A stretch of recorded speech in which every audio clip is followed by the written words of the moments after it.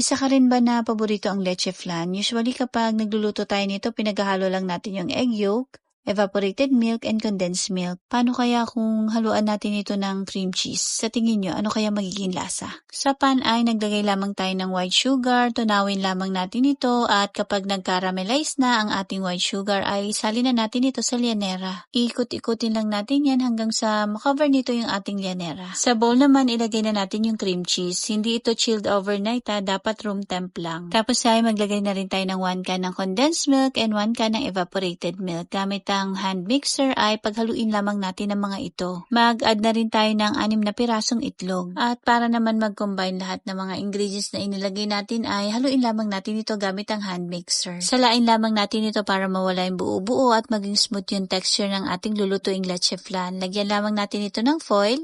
Lutuin natin ito sa steamer ng 45 minutes to 1 hour. At fast forward nga after 1 hour ay luto na yung ating napakasarap na leche flan na hinaluan natin ng cream cheese. At syempre kanina pa talaga may excited tikman itong ating nilutong napakasarap na dessert kung ano nga ba lasa ng leche flan na nilagyan ng cream cheese. At kung natakam ka rin ay try mo na rin tong recipe na to o kaya ay tag mo na rin yung taong gusto mong magluto nito para sa'yo.